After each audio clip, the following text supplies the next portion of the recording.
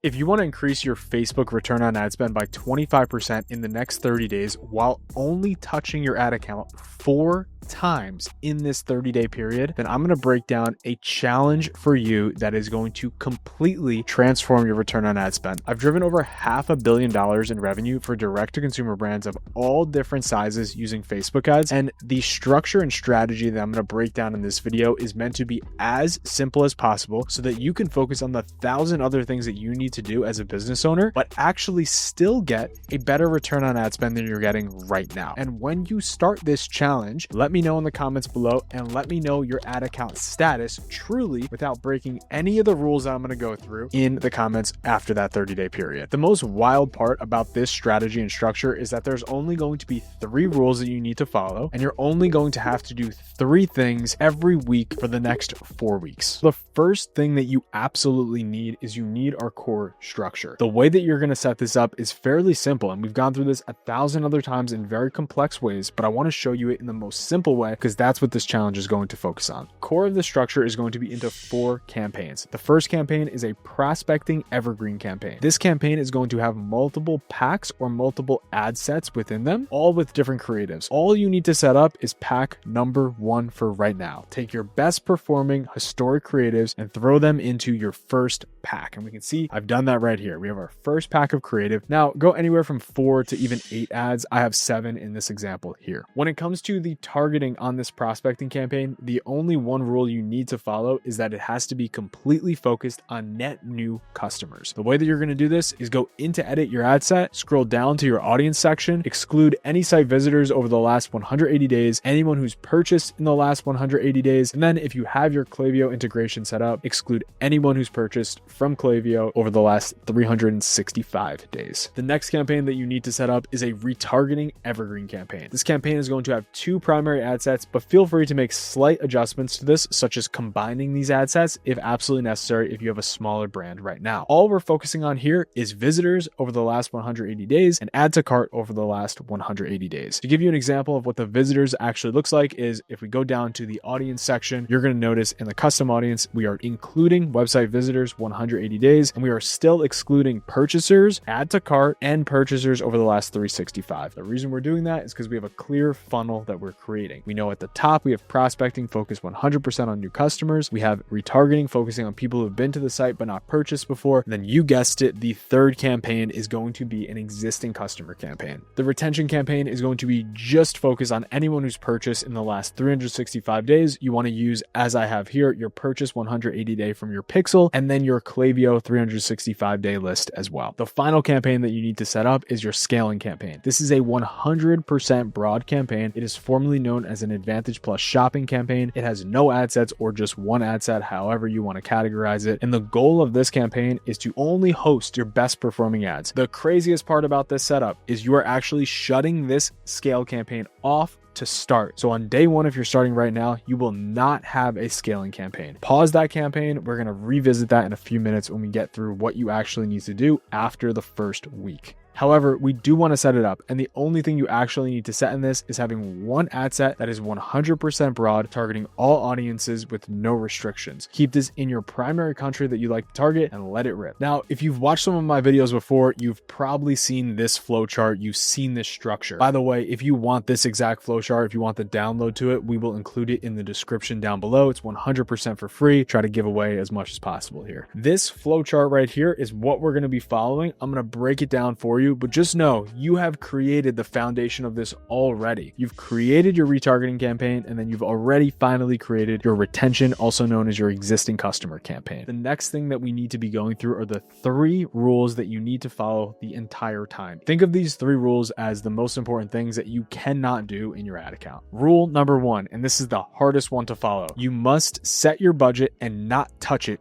for the next 30 days. That's going to be one that I know a lot of people have a hard time with. So what I'd recommend doing is have a plan for how much you're willing to spend over the course of the month. This is a great thing to start on the very first of the month or for a 30-day elongated period. So the way that I would determine my budget is keeping it as consistent to what it is right now. Don't think you're going to triple your budget today and get a better return on ad spend than you were getting yesterday. This strategy works for keeping the most consistent budget possible. So if you're currently spending $500 a day, day, keep your budget at $500 a day in this system. The second rule is you must introduce creative every single week. There cannot be any delays on introducing this creative. This is equally an important thing to do. If you do not have the ability to either create, iterate, or change creative on a weekly basis, X out of this video because it's not for you. If you're a serious media buyer, if you really want to scale your business, you're going to need to find a way to get creative into your account on a regular basis. In this case, we're doing it every single week. I'm not going to be asking for 30 different creatives. We're going to get to that in a few moments, but all we need is a few new pieces of creative, and in most cases, they're just going to be tweaks of what's working the best. Third, this rule applies to everyone out there that's changing their account every single day, that's going in every single day, changing their budgets, changing their bids, pausing things down, making 101 adjustments every single day. Think of this as the reset for your ad account and actually keep you focused on your business. And this is going to be the mechanism that you check daily, but you only change once a week max. You know the structure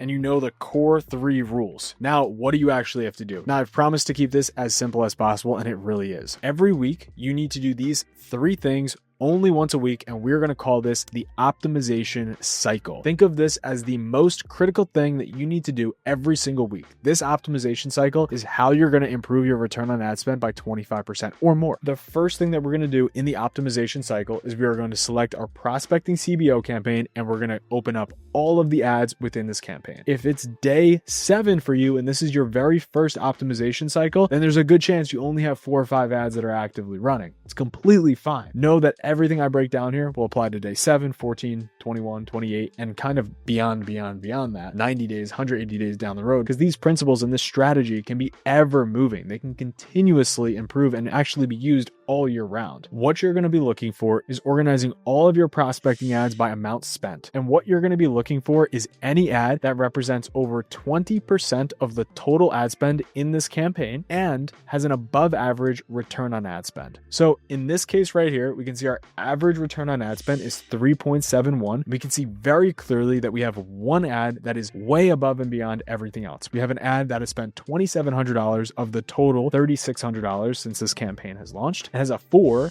return on ad spend versus everything else with the average of 3.7. This is the ad we are going to graduate. The way that we graduate this ad is we hit the hard duplicate button. We duplicate with original setup. We find the existing campaign. And in here, we are going to find our scaling campaign. Once you select your scaling campaign, all you then need to do is click the duplicate button. There's a key thing here. If you scroll down just a little bit, you're going to see this button that says show existing reactions, comments, and shares. This is the reason we hard duplicate and we don't copy and paste this into that ad set. We want to keep all of that engagement. That is the driving force for this specific ad. Now, I know what you might ask, and you're going to be tempted here. You're going to see an ad like this or like this that have little dribbles of spend, but crazy high return on ad spend. And you're going to want to take these ads and you're going to want to scale them, right? Wrong. You never want to scale ads that are not getting increasing amounts of spend. We're only graduating the ads that have the top amount of spend and are above our KPI. Again, this is not a video for us to quadruple ad spend, because to be honest, anyone that's promising quadrupling results really hasn't been in this game long enough. I'm here to increase your return on ad spend today by 25% over the next 30 days.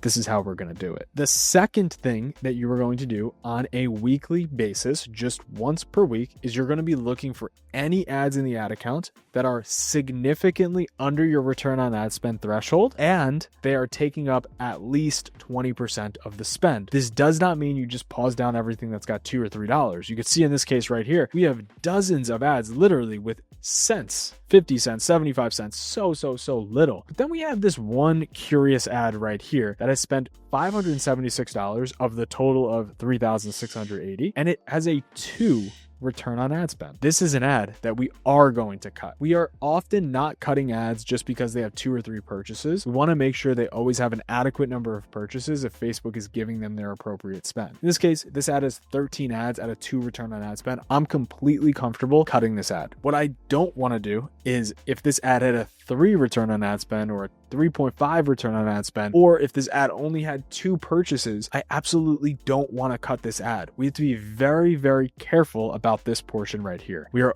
only strictly cutting ads. I want this to be loud and clear to everyone. We are only cutting ads when they are so clearly the loser of the account that we have to cut them. In this case, this ad is performing half as well as this top ad, and it is spending a good chunk of the total spend. My expectation is that when we pause this ad, we are then going to distribute that cash to the top performing ad and to some of these other ads that have gotten very little spend so far. And now the final step. This is the last thing you need to do here, and then I'm going to leave you on your way. What we're going to be doing is taking the top performing ad that we graduated, only the graduated ad, and we're going to take that ad and we're going to create iterations of that ad. This could be taken in hundreds of different ways. All I want you to focus on is what are the core principles of the ad that you graduated, and then go spin up more versions of it. If you're using mostly static images, or if a static image was graduated, fantastic. Throw this into ChatGPT, pay for your pro plan for $20 a month, and spin up variations of it on the fly instantly. It's going to be literally nearly free. It's going to take you about an hour, and then you're going to have 5 to 6 completely relevant variations. All I want you to focus on is what could be slightly different without completely transforming the ad. Think about different setting, different model, different colors, different product potentially, but keep